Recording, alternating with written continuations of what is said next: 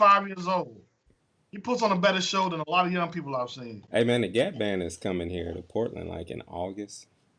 Okay, what Gap Band are we talking about? That's what I'm saying. I have no clue. The new Gap Band. It's like Ready for the World came here, but we didn't see Melvin, did we?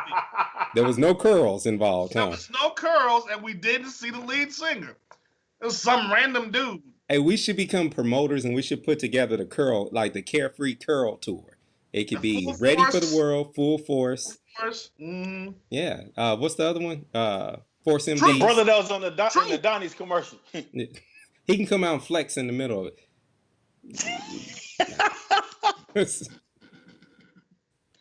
As a person, I'm the only person on this show that's actually wore a curl. No, I had a curl. You had a curl? Mm-hmm. I had an S curl. I apologize. I did not have a drippy. I did not have a Jerry. So you didn't really have. See, S curls don't count. Bro. S curls. Drip. No, they don't, Drew. They don't count. They're like mini curls, bro. You gotta go down. You gotta take a whole day to do your curl. It take 10 minutes doing S curl. You know that, don't it? And I only had it really. Yeah, I just had it kind of like just on the top, like on the top. Yeah. So you're trying to get an I'll be sure. Is that what you're trying to do? No, I don't. Wanna be on your own, girl. Night and day. No, on your own. You wanna be up on your own, girl. We've all tried to pull that off, sir. All of us darkies have all tried to pull that off. Oh, see now, here you go, man. You happy? You happy? You set out to do this. You set out to be offensive. We're not even recording. So we are. We've been live for the past minute and a half. Now, when I thought you was recording, I went, all right, see? Hey, I apologize. I meant black folks. Sorry. I didn't know he was recording, man. And welcome into the Barbershop 918. You're up in here with your man, Bigg Dru. Bigg Dru! J-Rocc. Boom. Ouch. And the one and only Raw Dawg. Wow. Woof, woof. You said, anytime somebody say darky, I always think of Uncle Ruckus. Like, I can't, if you're a black man and you use the term darky, I'm going to say Uncle Ruckus after that. Ruckus. I'm sorry. I was referring to all of us, man. So we got a jam-packed show for you today. Packed with jam, baby. And a little bit of jelly.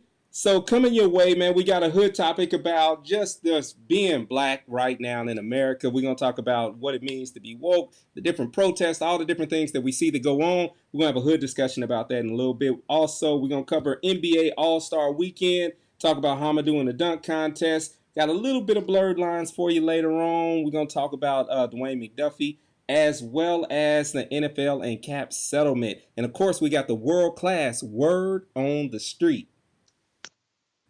Not yet. In the word on the street, that's when we cover TV, music, and a little bit of movie news. Matter of fact, let's go ahead and get into it right now. Y'all get y'all ears ready. Get them ready for this blessing. Here it comes. Don't say I didn't warn you. It's time for the world-class word on the street. Word on the street.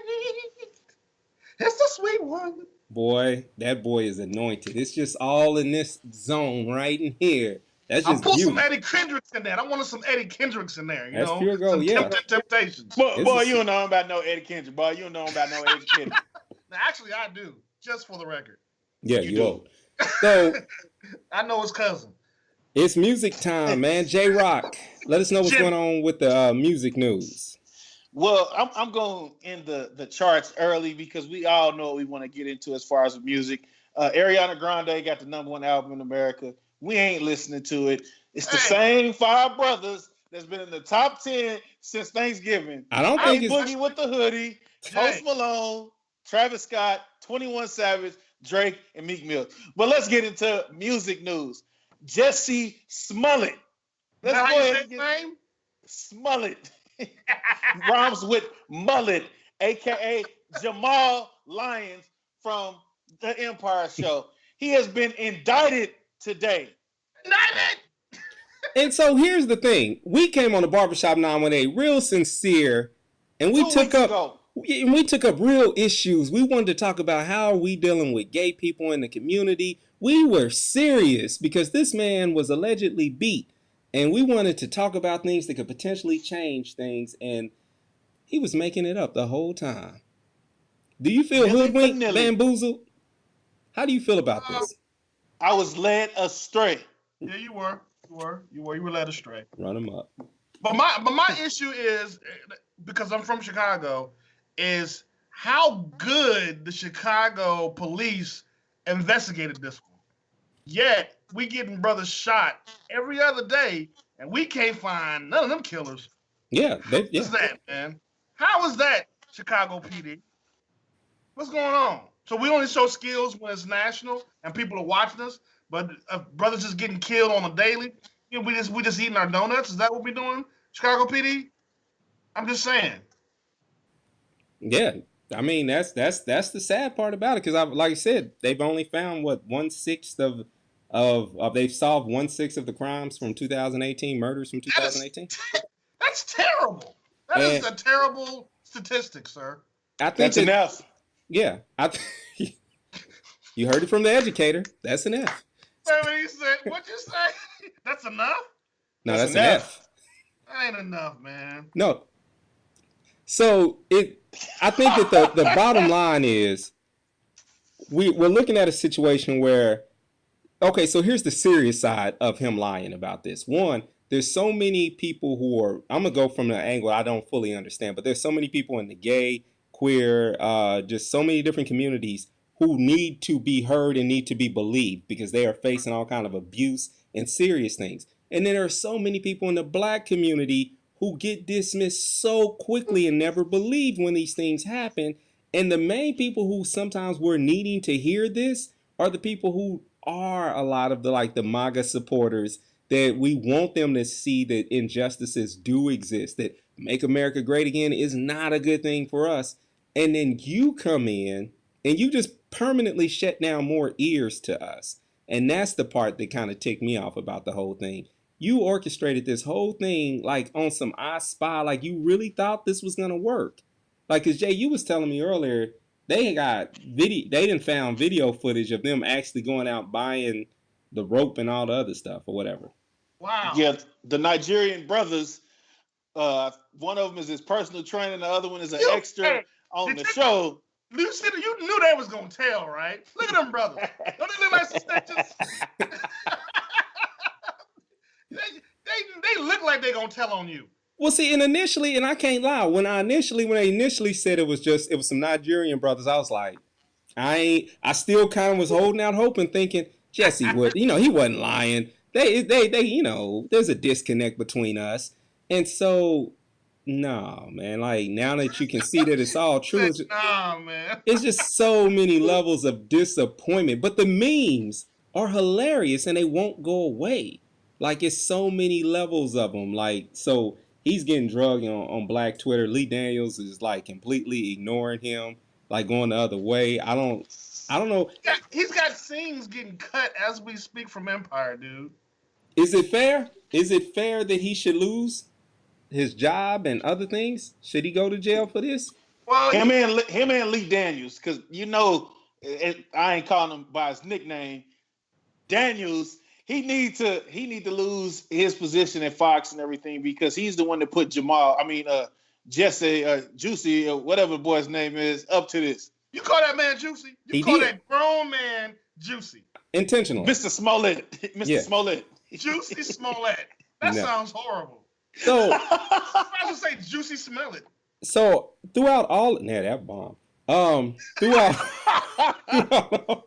Throughout all of this, I just, like I said, he just gave everybody it was a bad look, man, because so many people was like, personal story for me, I posted on my Facebook page, praying for his recovery. And a friend of mine who is sometimes a MAGA supporter, I'm assuming, I know in the past he kind of shared some of those points of views, and he was like, you got a MAGA friend. That's yeah, I got a handful of MAGA friends, I do.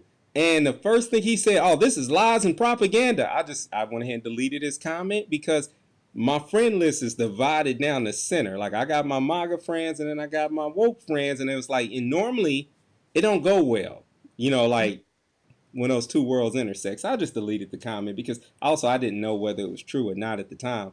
And now it's just like, dude was spot on. Now, did he have a clue? No.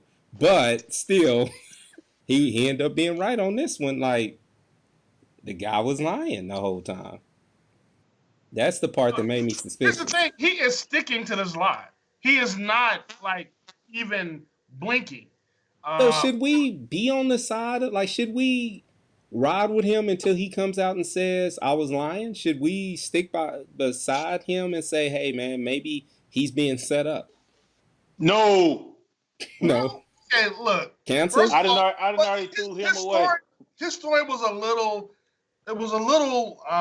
odd to begin with, the way that the story was set up. So the fact that this might be not a real story, it makes sense. It makes more sense that it's a fake story than that it's a real story. It reminds me of the chick that, remember when Obama first was getting ready to become president, and she said that some Obama supporters attacked her and wrote on her face, and she didn't realize that was right. I remember that. Yes. That when you write on your face, it's backwards on the mirror, and so you know, it's kind of like that kind of same situation. It is the exact same thing. They said the reason why he did it is because he actually received a hate letter, and he put it out there for the press, and nobody responded to it. So he decided, well, I'm just gonna set this, which is like the dumbest way of thinking ever. I'm gonna set this up with two Nigerian dudes. Those dudes will tell you in a minute, man. Will they not? This is my thing right here. He had a Subway sandwich and they threw bleach on him, but he went home and ate the Subway sandwich and then called Lee Daniels and the cops. He didn't get no bleach on the sandwich? Impossible. Come on, man. It is wrapped pretty well. They put it in a plastic bag, in the paper bag. They wrap it twice before they put it in the plastic bag. And then napkins go around it. And if you got cookies, so yeah. That bleach eating through that bag. I don't care how destructible that bag is.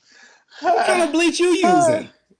Huh? Bleach don't eat through. I use that real bleach, man. Y'all be using that 50% bleach. 50% water, 50% bleach. Is that where you using it? Oh, right there. Y'all notice I shaved my mustache like I'm a cop? I see that. It's kind of awkward. That's just when you have a shaving mishap, you just got to deal with it. I messed up my goatee and it was crooked on this side, and I said screw it. You just roll with it. You know what you should have did? You should have shaved it all off and just it just came out here just naked lip, looking like a Kobe when he said I'm sorry to his wife. Yeah. I was wrong. I didn't mean to.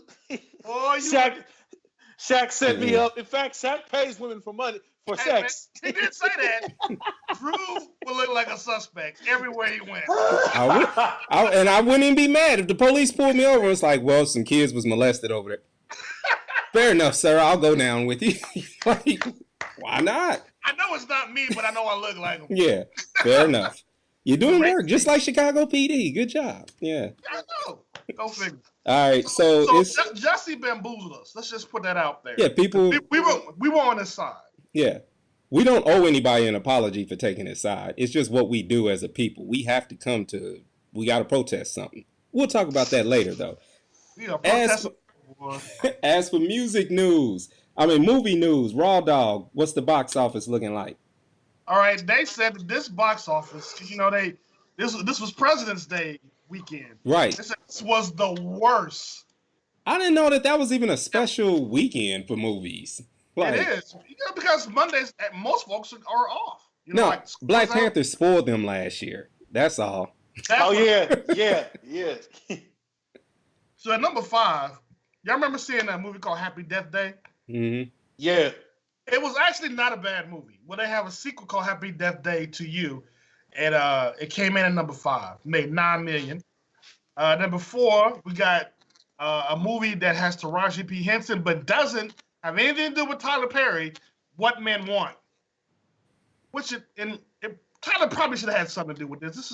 This is his cup of tea. He knows what men want? He knows what men want. At number 3, it's a romantic comedy called Isn't It Romantic with what's her name? Old girl. I can't remember her name, but she's from British. She's kind of a.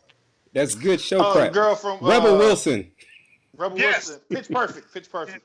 Yeah, it sounded like Drew was trying to keep you from saying something really bad, but I appreciate that, sir. You're a true friend. Yeah. At number 2, the Lego Movie, the second part, and at number 1, Alita, Battle Angel. I want to see that, but Which has, I probably won't. Is it Maharashi Ali? What's his name? Maharashi. Muhammad Stop Ali. it. Hey, we're crossing those lines, gentlemen. Like, we can't make fun of people's names like that. I thought it really was Maharashi Ali. Hey, man, they've been making fun of our names all day life. Jamuel? Why are you so angry, sir? Jamil. Hey, guy. Wallace. Hey, Big guy. man. Big man. Big man. Big man, hand me that. Big fella. What's up, big? Elephant in the room. Oh, God. That wasn't my fault. Drew made that funny. I didn't call you an elephant, bro. That's not right. Yeah, okay. So yeah, at number 1 is Alita Battle. Now that's part animated and part real, I guess, film, right? Because she's actually CGI. Am I right, Drew? Yes. Yes, it is. It is. And this is like, isn't this related to, what was the movie that came out first? Avatar? Somewhat.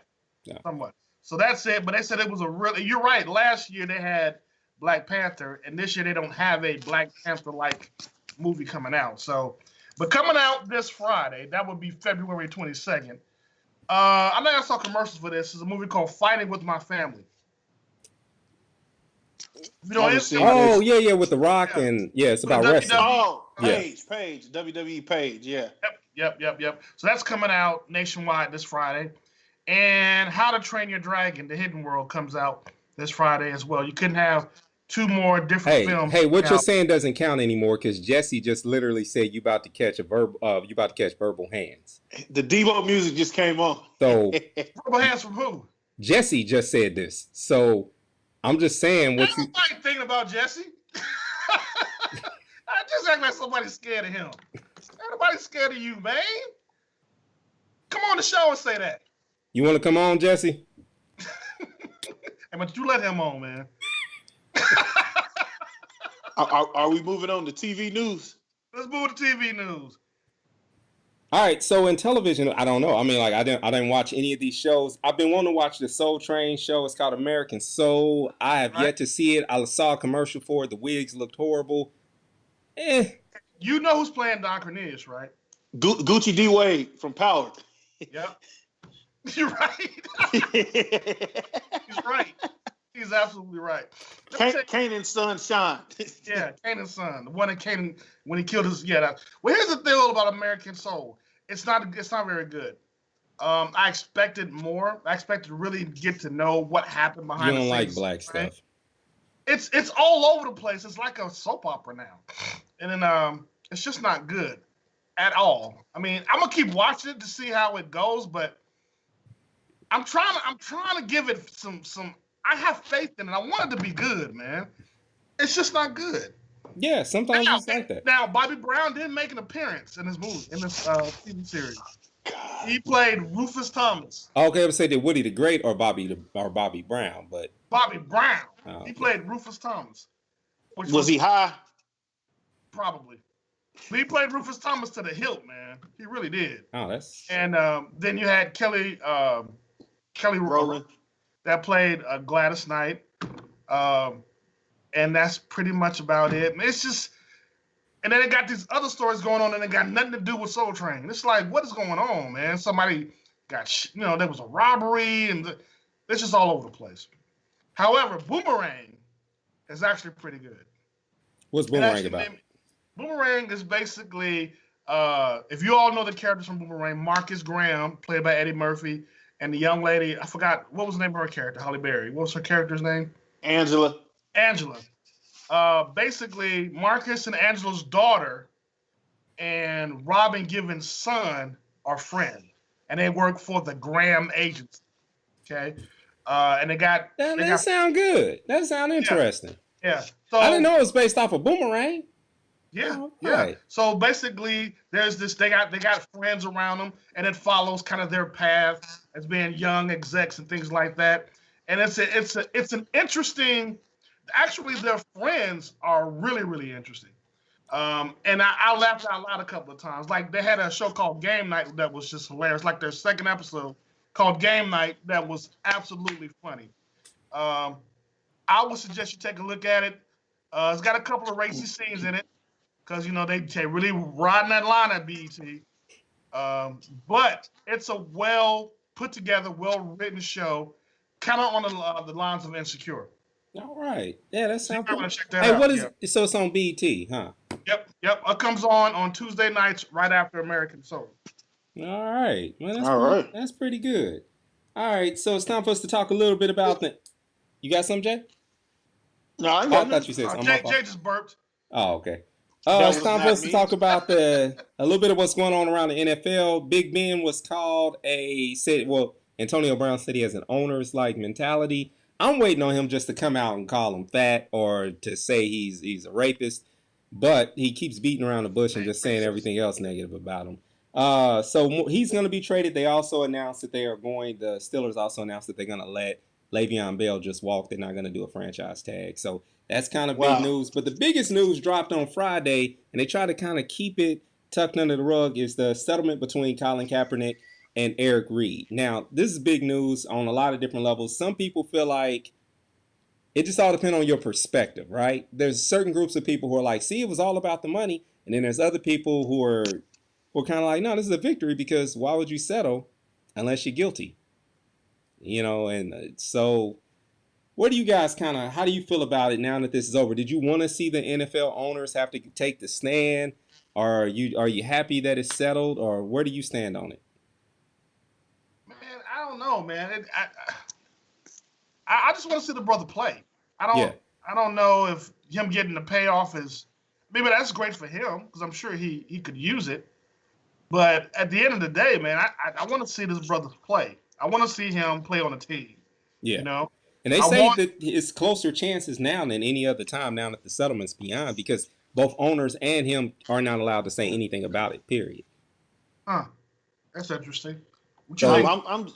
I'm just curious. It's now that we've seen this. If I see that Nathan Peterman or Matt Castle or Mark Sanchez they get a job again before Colin Kaepernick, I'm gonna be pissed again because it's like those three quarterbacks are trash, and just by this settlement that lets you know that the NFL was blackballing him. Yeah, because they weren't good. You know, they weren't. So why doesn't he go to the what we got a comment about the AAL league? So the thing about that is the American Alliance League, there was a rumor, and the big issue is that most people suspected this rumor was leaked by the NFL Thursday in order to make Kaepernick's settlement look bad on Friday, that allegedly he turned down playing in the American Alliance League because he wanted $20 million, but they only pay their players, I think it's $250 million for 2 years. So I hope he doesn't go to the AAL. And that league is trash. The whole trash? Well, I watched a few. I watched it. Would you think any league other than NFL would be trash? I think I don't even know why anybody is competing with the NFL as far as with football. Why do you assume it's trash just because they're competing with the NFL though? No, I watch the games. It's like the NFL is the pinnacle of playing professional football. I disagree. These other leagues are trash. I disagree because I feel like it's like saying watching OU and OSU is trash. You put it in perspective.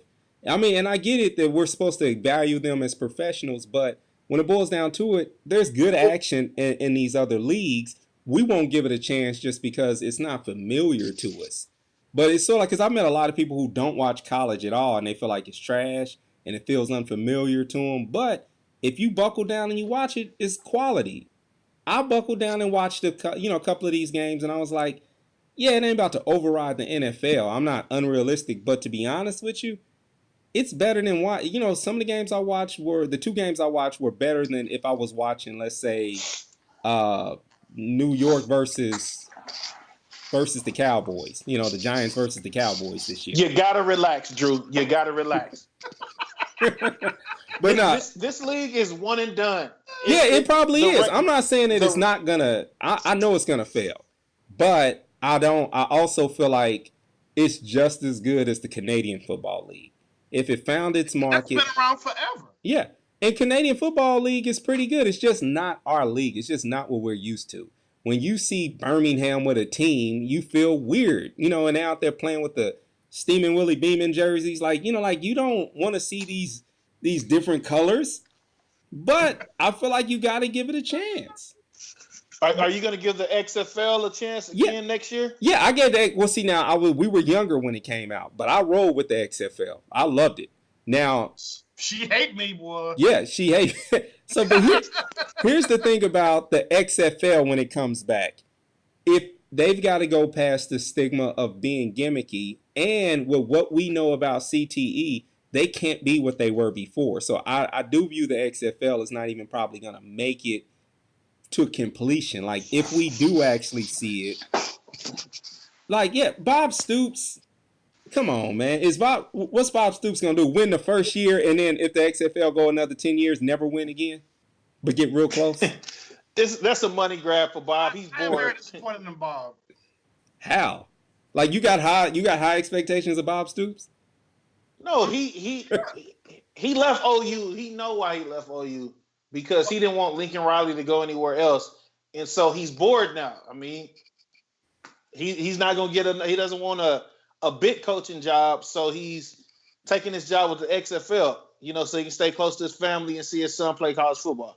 But both of these leagues are not going to be successful. That's just my opinion. No, it's like I feel like they're doing it to kind of like lay over for the 5 or 6 months until after the draft, and then training camp starts for the NFL to start back up. But like I said, the NFL is going on strike in 2021, so we might as well enjoy this last season in 2019-2020, because they're going to go on strike after that. I think that's a good marketing strategy. If they've got enough capital to last till then that's going to be their big push. And we might see the American Alliance maybe last until 2023 and try to steal as many fans as they can. If the collective bargaining agreement doesn't work out, they're taking a lot of gambles. They need a superstar player, kind of like when the USFL grabbed Herschel Walker. Yeah. And Doug Williams and Jim Kelly and all of them. They need a big player. When you got Trent Richardson, who was a bust, in the league as your star player. Hey, man, the way the NFL is treating their players, don't be surprised if they pull somebody, man. Don't be surprised if they pull a big name, because it definitely is a kind of a plantation mentality over at the NFL. Yeah. But think about this. Who's a big name quarterback? Okay, Russell Wilson. Now, do you think Russell Wilson, like, let's say things fall apart with the NFL, that he would go to the AAL? Like, he won't have that same offensive line that he had. They don't need a Russell, even though it was trash. They could get a Joe Flacco and they'd be good. I think that it's just a matter of trickling in, and it is also about getting a young star that shun the NFL for them. That's the key factor. It doesn't matter if a person's an established NFL star. People are just going to say, well, he was done in the NFL. That's just like where I'm really glad Cap doesn't go there, because it's just that's all people are going to say. So, but to get a young draft pick, like someone who's projected on Mel Kiper's list to go in the top 10, and he chooses to hop to one of those other leagues, then that league could have a chance. Like if Kyler Murray or someone like that hops over, you might have a chance. You never know. All right, man. So that's good, man. That went a total different direction. We never really answered any questions about the cap thing, but don't matter. It really don't. So, all right, man. Let's go ahead and get into this hood debate, this hood talk, hood discussion, however we want to frame it. So we're about to get serious, aren't we? Semi, but with you, I don't think we ever really get fully serious. So I'm here for. That's what you're here for, man. You are here. You are, like you said in show prep, you are equal opportunity offender. I am, sir. That's what you live by. So I feel like part of this discussion about what it means, like, and we've had this discussion in different framework around, like, what does it mean right now to be black? And right now, one of the big things about being a minority in this country, or a person of color in general, is that every 5 minutes is something to kind of protest. And last week we had a discussion about was Katy Perry's shoes. Blackface was our discussion, right? And then we turn around this week and we see Burberry has this thing with a noose. They put out a sweater with a noose on it. Like, these are questionable fashion decisions, but it seems like there's always something different to protest. Raw Dawg, how do you handle protesting, man? When you hear people say it, do you feel a pressure to have to do it? I think we just, to me, I'm kind of desensitized to it now because there's so much to choose from, man. Seems like we're protesting something every other day. There's always something out there that somebody puts out there that's, I mean, legitimately offensive. All right, let's not say that we're just crying wolf. Legitimately offensive, but the thought of having to protest another clothing apparatus or protesting some restaurant because you have so much to choose from. You can't do it all. You can't protest all of it. Yeah. So what's sad is we have so much to choose from. What's on your list of things that you won't protest? Hey man, I'm gonna be honest, dude. I really like Chick-fil-A. It's hard for me not to eat at Chick-fil-A, man. I'm down for the cause and everything, but when they put that pickle right there in the middle of that sandwich, bruh, I know I'm not the only one that falls in love every single time you eat a Chick-fil-A So let me sandwich. quote you on this. You fall in love when the pickle's in the middle. When you taste the pickle and the chicken together. When you taste the pickle in the middle, it's love. That little round piece of pickle the in there, man. The juices shoot out the pickle. That's right when you. It's something about that, dude. I don't know what to tell you. I can't protest food. As you can see, I'm a big dude, man. I like food. Now, I can protest a lot of things, but, man, Burger King be having some good deals, man. It's hard to protest 2 Whoppers for $6, man. That's a good deal. That is a good deal. J-Rocc. Jay, don't sit there and act like what I'm just saying doesn't make sense. Jay. You know what I'm talking about. So if Popeyes came out, I'm be honest with you. Popeyes has been offensive in the past, and they've gotten a pass. They have gotten a pass. You're right. And we have had some really suspicious things go down with churches. At least around our way we did. True. Nothing deterred us.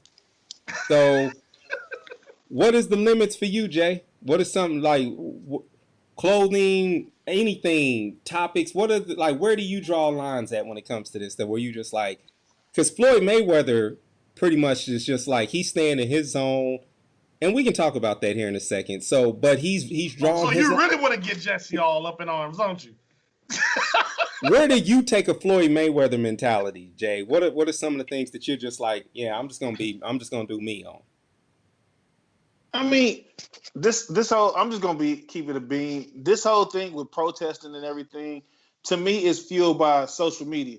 Like it's cool to get on and say I'm gonna protest the NFL to get likes. It's cool for someone to get on the sound of protest Gucci. Last time I checked, the 2,500 friends that I have, I don't think any of us shop at Gucci. So why are we boycotting something that we can't even afford? That's not even our price range. Burberry, that's not in our price range. I guarantee anybody that's rocking that right now is probably a knockoff version of the real material because we can't afford that. We don't have it. If you can afford that, why you ain't paid the student loans yet? Let's keep it a bean. We don't have money like that. So the whole thing with T.I. getting on there saying I spent major money with this company. Let's boycott them for 3 months. That's rich brother talk right there. So him and Floyd Mayweather, their beef is rich brother talk. Like us middle class people, it's no point for us to even engage in those talks and say forget T.I., forget Floyd, because we can't afford it. We can't afford it. Like I said, we live in a day and age where it's cool to say I'm a protest the McDonald's on 41st in Peoria because they kicked my grandmother out and I recorded it. But 2 months later, you back eating at the McDonald's out north. You know, it's like they got some good fries. So, like, but you are on like a H&M level though, right? So, like, now that may not have been your type of fashion, maybe from the get-go, so maybe it does not. But it's at our money level, like, because we mall shopping level where we are, right? So when it does affect you, stuff like you say what? Ross and stuff like places like that. So yeah, Burlington Coat Factory, big and tall section get offensive, then it means something. That's the level we at. I mean, I did have an issue with Burlington. I remember and that. I did protest them until I got an apology. It lasted for about 48 hours. But you did protest. Yes, I did. I told my boss I wouldn't take the kids back there until I got an apology, and I got my apology. See, I think protesting, quote unquote protesting, is a personal thing. I think it's been kind of taken by social media and made to be just this kind of thing that we just say. Protesting is personal, really. Well, and when you think about something like, we're standing in the middle of this conversation, in the middle of Black History Month, and to use, I feel like, such a strong term like protest in comparison to like Dr. King, you know, being sprayed down with water hoses and dogs and what Bull Connor sent them through down there, like they were protesting. And, you know, people walking miles and miles to work, and we're just kind of hopping on social media saying this or doing a hashtag. I kind of get the point that sometimes that's a kind of a played out thing that we kind of do. But there comes a level where it does affect your own, your own actual integrity. Like there comes a point where you're just like, hey man, I don't really agree with this, so I'm not going to help promote this brand, or I'm not going to be associated with. And so I asked it kind of in a joking way, but I think sometimes we don't really think about it until we're forced, so somebody puts the situation in our face, and then we're swayed by what they say one way or another. But we don't really think about, well, what are my limitations? Where do I stand on some of these things? And like you said, and you articulated well when you said, like, hey, it's a personal decision. You might not know until you get there to that point. Right. So what about what Floyd said, man? How did you feel about that, Jay? Like, is it the same thing that you just said, that it's just like, that was rich people talk? That's just it? Yeah, it was, because the thing is, the Floyd versus 50 Cent versus T.I. thing, this is big. It's more than the Gucci thing. It could have been McDonald's or something like that. T.I. is mad at Floyd Mayweather because, you know, he has a relationship with his wife. And 50 and Floyd Mayweather, you know, they've gone back and forth over the last 5 years over things. So to me, T.I. and 50 Cent, they use social media to kind of like get people to back them. You know, T.I. dropped a song dissing Floyd Mayweather, and then 50 Cent got on there and burnt the Gucci shirt and everything. To me, they were just waiting for Floyd Mayweather to say something. But nobody said anything to Giannis Acapulco, the Greek freak, when he had on the Gucci hoodie, and then I forgot the other guy who was wearing it during the NBA All-Star weekend.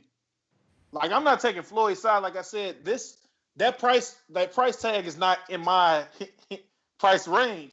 So like I said, that's rich brother talk right there between them. That's all it is. It's just rich brothers beefing over who got the most money and everything.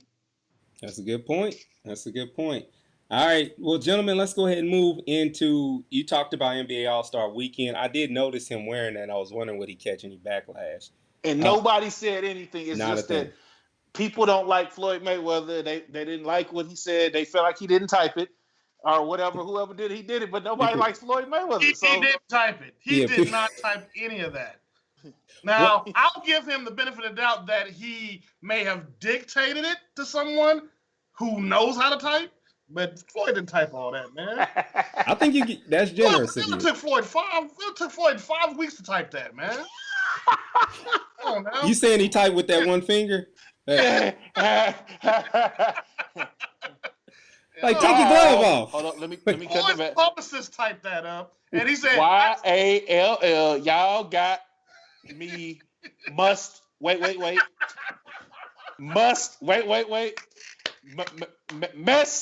up in here. Hey, So he man. stutters on top of being illiterate. What? Reading is Let me fundamental. stop. bro. Let me stop. All Reading right, is so fundamental. you mentioned NBA All Star, so it's a good way to segue into the NBA All Star weekend. We're gonna talk NBA talk now. It's a whole lot of the season left, but right now we're gonna talk about. Here's my big thing. We talked about this a little bit last week. NBA All Star weekend is now this thing that people hate on. People don't feel like it's any good anymore, but I feel like the skills challenge, the 3-point contest did not let me down. I like those two events. The dunk contest needs to limit the amount of tries, and then it would be good again. I believe that if you tell a person you only got, and maybe bring more people back into the field and limit the amount of times that you allow a person to miss a dunk, and I think it would have been I great. like the dunks. I like the dunk contest this year. It wasn't that bad. I mean, me and the family were watching it, and there was a couple of times where we said, "Whoa!" Yeah. You know, there was some big time dunks. You know, I think what it was is that it peaked pretty early. Yeah. That's what happened. And I think that the way that they reformatted it makes it peak early. Everybody has to try to get to the next round because there's only 4 people, and so you kind of have to come with your best dunk. Gimmicks and everything. Yeah, but I think the problem for me was it really was Dennis Smith Jr. getting like 20 chances in a row. Oh my God. And they were dope dunks, but it was like they are only, I feel like, I don't like the way that they're allowed to judge and still say, I can only judge it off of the made dunk. No, if it took you 20 chances to get that dunk right, you should lose 2 points. Yeah, I feel like something needs to change with the point system. Like even if it was a perfect 10, you automatically still get 1 point deducted off of you know what I'm saying, off of that judge's score. I agree. For every attempt, because it was ridiculous the amount of He was out there attempts. for 30 minutes, man. He got tired. He was winded by the time he made his last dunk. But how did y'all feel about Hamidou? Because he pretty much made all of his on the first go round, didn't he? He did. Yeah. He did. And I think surprised me. I'm gonna be honest. I was really proud, dude. I was really proud. This is like, because the last time we had somebody really make noise was, remember Serge Ibaka grabbed something with his mouth off the rim, like grabbed a teddy bear? It was a teddy bear. He grabbed it and dunked it. What was that about? Serge didn't. It's the NBA is like, let's pick a random person. Because we were, me and my boys, we were saying that we thought Ferguson should have been in the dunk contest. Yeah. Instead of Hamidou. Well, no. Well, see, the thing is, Hamidou kind of displayed his ability to do that, like, in Kentucky, and like people know him, and he has a reputation for dunking. But to us, he's just that guy who gets in sometimes, and sometimes he doesn't.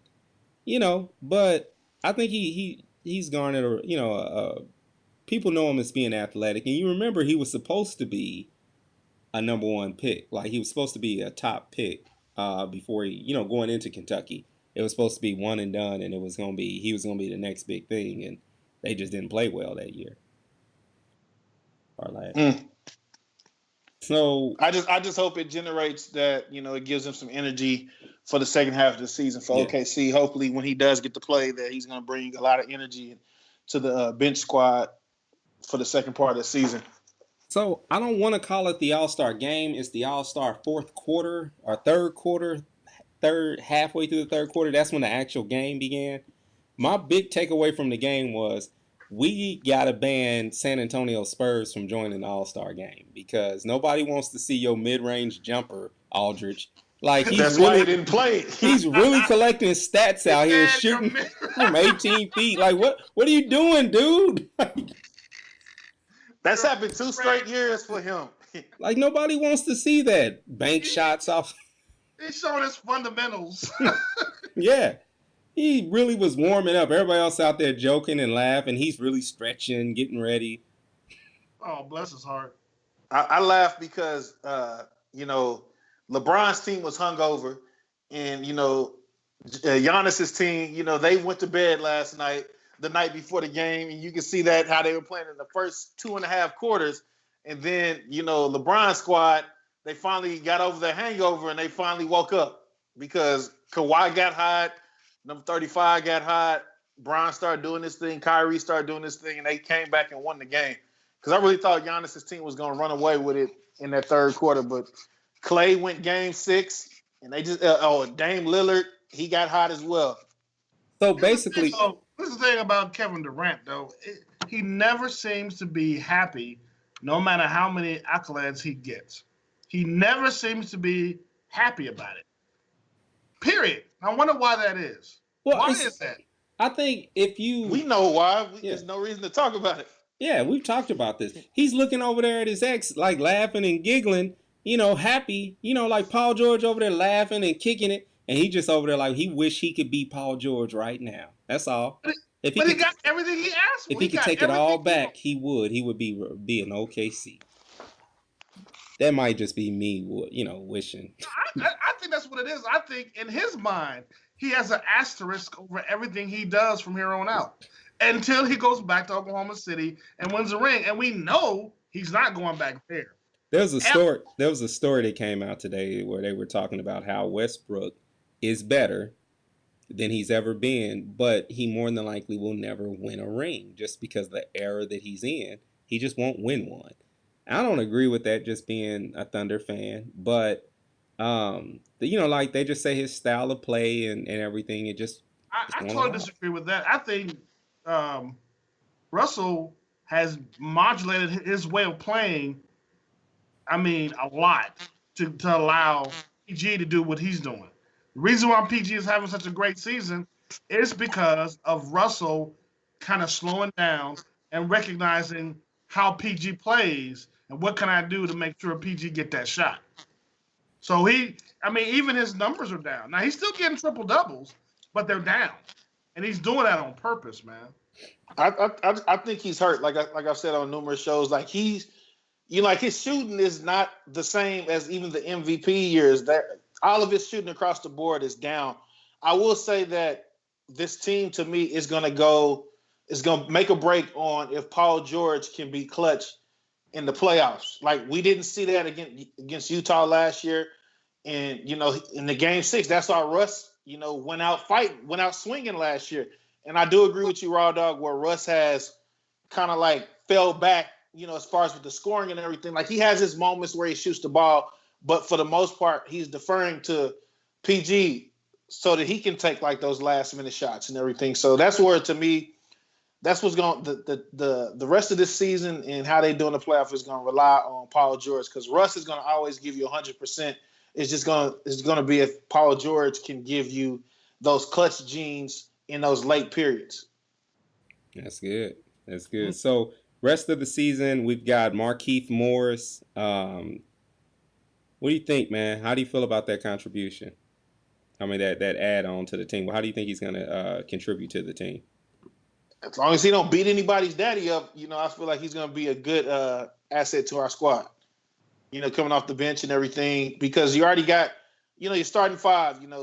JG is going, Jeremy Grant is going to play down the stretch. I just see Markieff playing like a good 16 to 18 minutes. I hope he can give better efforts than Patrick Patterson has. Well, he's taking all of Patrick's minutes. That's all. Patrick ain't gonna see the floor once they put Markieff in there, because they need a big body like Markieff, down in the paint. And Markieff can still shoot. He can stretch the floor just as much as Pat. He might not be as good as Pat can be from the 3-point line, but he can still stretch the floor. He give you that good LaMarcus 18-footer, like that decent. He's got a decent jump shot. We actually got the bad brother, but hopefully he can play like his brother. Yeah, his twin brother. Well, the brother, he's got a 3-point shot, but this dude, when he was at when we played Washington last, he was killing us with that. Nah, it wasn't really killing us, but he was taking it. He was taking those shots. Both of the brothers gave us the business last year. Yeah. The Morris brothers, they have a good record against OKC. Were they on the same team just recently? No, when they were rookies. No, just at Kansas. No, well, they were at, remember, because they got mad about being split up in Phoenix. They were in Phoenix together. And they sent them to Detroit. Yeah, sent them over to Detroit, and dude was mad, and then he demanded a trade. So we got the most home games in the West. We've got 14 home games left, but that doesn't translate into the easiest schedule. Our away games are all division rivals, and we've got one of the hardest schedules in that regard. So what do you guys think? How do you think in the last 25 games, how do we round this? How do we finish? I think we'll still be in that third spot. That's honestly, I think we'll be in that third spot. It's just getting that. I was telling my boys the other day, if we can get it, because the West is so tight, it's almost like you have to go on a double-digit win streak just to stay afloat. Because if you lose 4 or 5 games, you go from being the 3rd seed to being the 7th seed. And as much as everybody is talking about the Lakers, like I still think LeBron and his young boys, even though they mad at him, they're gonna still compete. They're gonna still compete in the West. Like I think the entire NBA, like with all those moves that were made in the East, this is gonna make for a good, closing of the season, and the playoffs are gonna be even fun as well. Like it's not gonna be like the previous years where we're like, okay, Cleveland's gonna win. The East is up in the air. The West, it's Golden State versus whoever they meet. If one of those squads are healthy, they're going to give Golden State a run for that the Western Conference crown. All right, man. I think we'll finish 18-7. Like for these last 25 games, and I think we'll do well in the playoffs, man. I'm just looking. Do we play Golden State twice or just once? I close the story completely out. I know they play them on March 16th. I'll be at that game. Really? So, you already bought the tickets? My best friend got me tickets. Shout out to my boy Ty. How you get your tickets to that, man? I'm his best friend. That's why. You know he got other friends, right? Huh? You know he got other friends, right? Hey, shut up, man. Shut up. I'm just saying. How you think they feeling right now? I don't care. They ain't my friends. Shoot. Oh, Jeff. Shout out to Ben Marine. It just happened. It just happened. I'm sorry. Wow. All right. So you are a character, sir. All right. So let's move on beyond the NBA, man. Real quick, we'll do a brief blurred lines. That way we can get out of here in an hour. So I just want to say, just basically, and maybe you can give a little bit of a background of what he meant to you. Today marks the birthday of Dwayne McDuffie. Tomorrow, sing the Blurred Lines theme song so we can make it official. Blurred Lines. Want it? Better give it. That's kind of rapey. Ooh. Dang. Those are terrible lyrics, man. Yeah, we know. I felt dirty just saying them. Yeah, it's real creepy. All right, man. So today is Dwayne McDuffie's birthday. Tomorrow is actually the day that marks the day that he passed away.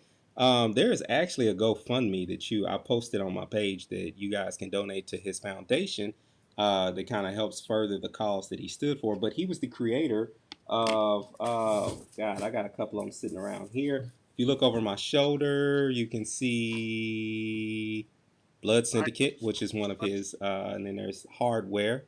Definitely. Was one of his good things. He basically was the co-creator and the guy who ran Milestone Comics. So you kind of were into comics at the time. What did he mean to you, man?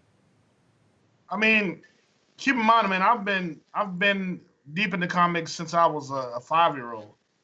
So in the 90s, I was in my 20s, late 20s, and to see a whole universe of diverse and African American heroes, that just blew my mind, man.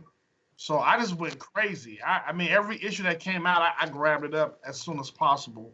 And not only was I deep into them, I got my wife deep into them. She was, reading them too, and she's not a comic book person.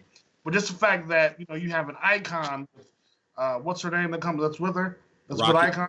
Rocket. Yeah, Rocket. She loved that comic book, man. I was really heavy into Blood Syndicate and Hardware, and it was just an amazing thing to see. Like, wow, we got our own comic books now. We got Milestone, and when it started to, go away, it was disheartening, man, because I know how hard them guys worked to get that together. So I'm real proud of what Mr. McDuffie and all of his partners put together, man, and that's why I'm still collecting them to this day. Great storylines, believable storylines. I mean, believable within, we're talking about superheroes, Yeah. but things that we could actually relate to, man. Humor that we could relate to. It was amazing. Yeah. I mean, thank God for him, man. May Mr. McDuffie rest in peace, man. So we last week also had mentioned, and I'm gonna restate this again on the DC app or the DC universe. You can see all the different shows. You can see all the Static Shock shows. Right. So that's a really good thing. Watch Titans, the first. Yeah. Not Titans. I watched the first Doom Patrol. Doom Patrol, yeah. Not for kids. Kids. Opening scene, somebody's beating cheeks. So like, it's definitely not for kids. Not for kids. But overall, looks like it's gonna be more. To me, it looks like it's gonna be more interesting than what they did with Titans. Seems now, like the I story. watched the first 3 episodes of Titans, Mm-hmm. and it blew me away. I was like, Robin is on some maniacal stuff. Man. Yeah, DC is dark. Very dark. It is. Me and my wife was like, "Oh my God, what is going on? Well, Why is Robin taking that man's face and scraping it on glass? This is violent." Well, that's the same way I felt about when they had Gotham on Fox.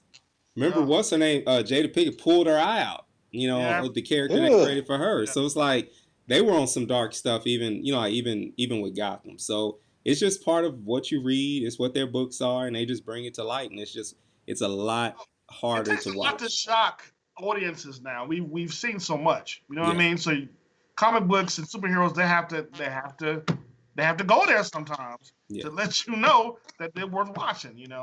So yeah, I'll be binging some more of that this weekend. So next week we're gonna bring a couple of new comic book reviews to you in Blurred Lines. Naomi #2 is out. Miles Morales, I think #3. I'll give a review on those two. And some other stuff as I go to the shop and pick up some more stuff to let you guys know what's going on in the world of comic books. And also, there's a trailer we'll talk about too for a movie that's coming up I want us to talk about. So now it's time for us to get into our final cut. Jay can come back. You good, Jay? Oh yeah, I'm good. All right. Moving around, I look at him. He's happy. J-Rocc, final cut. What you got, boss? It's all on you. All right. I said 2019 for me, like I've said on previous shows, it's been a hard one because I lost my father on January 1st. But with everything, sad, that always good comes out of this. I received word that I'm going to be a father in August. I can truly say that I am very excited and very, happy about this process that I'm going through with my wife. And I have good friends, including my 2 brothers that are on this show who are good fathers. So I have 2 people that I can go to when I have issues, and they've been through this before. So I'm just happy and I'm just ready to go through this process to be a father to my baby boy, baby Wallace, that'll be here in August. And I just thank you guys for just being good friends and good brothers and just all around just good people and good role models, as they would say. I want to say, like always, winners win and losers lose. They always find a way to do what they do. It's your boy J-Rocc, aka Papa Rock, and I'm out. Man, congrats, J-Rocc. You're gonna be somebody's daddy, man. That's amazing. We will not be calling him Papa Rock. Well, hey, man, as most of y'all know, I do a little funny stuff on the side. I'm in an improv troupe. I get paid to make people laugh. I'm not a stand-up comedian per se, but I do make money being funny. And one of the things that bothers me and probably a lot of other comedians is this constant threat of offense that everybody seems to walk around with. We're so easily offended nowadays. Something that you can say, I don't know, in 1995 on Def Comedy Jam, you say that now, boy, they'll tie you to the tree. And I don't understand that. When did we become so easily offended? When did we? Well, social media has a lot to do with it because now everybody's an expert. Everybody has keyboard courage. Man, the only thing I want to say to America is like, chill out, okay? Comedians say things that we want to say, but you can't say. Give us some room to make you laugh in times like these. Because Lord knows, in times like these, we all need to laugh. Stop being offended, close off your mind, laugh a little bit. With that, don't tell God about your big problems. Tell your problems you got a big God, and I'm out. All right. So for me, I lost an aunt today that she was my great aunt, but I have a really fond memory of her where I remember when my mother made a decision to move us for safety reasons, for all these other great reasons that my mom just needed to move us. And we moved in with my aunt. And I remember spending time with her and her making me feel as though, like, I never felt like I didn't have a grandmother around. I never felt like I didn't have extra support. She was always sweet. And I never met a person in my life who just I never remember her raising her voice, any of those things. And it's very rare when you run into people who are just naturally just sweet and beautiful. And she just had just a beautiful soul, and she was so impactful, so to the point that it taught me as a young man how I was supposed to treat people, and it even shaped the way that I looked at the relationships I wanted to have with people around me. I've always looked for people who could be just as kind, just as insightful, and just as sweet as she was. And so I am going to absolutely just miss my Aunt Maxie. And I just wanted to say, take my time just to say, go out there and just go out your way. Like, it's not going to hurt to just love somebody a little bit extra today, to actually just be nicer, just, just an extra smile, be a little bit more understanding, even if they frustrating the life out of you. Give them a smile, give them a hug, give them love. Because I could imagine I was probably a handful, and she just loved me and just laughed with me and just didn't treat me probably the way I probably may have deserved to be treated. She treated me well, and that's something I'm always going to remember. So I'm just encouraging you guys to go out and do the same. And remember, hate cannot drive out hate. Only love can do that. We love you guys for listening, and we thank you for listening to the Barbershop 918. Make sure you check out our website, which is at www. TheBarbershop918.com. You can also check us out, obviously, on Facebook. You're looking at us right now. We're also on Twitter. We're on Instagram. We tweet. We're on... Who's on our Twitter? Who does our Twitter? I do. Okay, cool. Just making sure. We are on Anchor. We're on Spotify, believe it or not. Don't know, that doesn't sound right, but we are on I'm Spotify. going to update that, by the way. I was sick this week. Okay.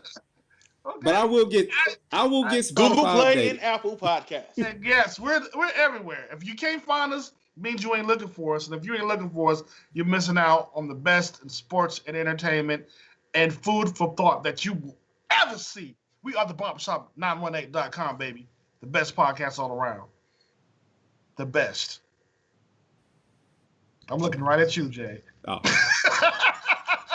oh. Shout out to my man, Big Chris. Chris has always been a supporter, man. I know we give Jay a hard time, but hey. You believe in magic. Hey, check out Blue Magic Podcast. It is actually a really, really good podcast. Are we shouting out podcasts to check out?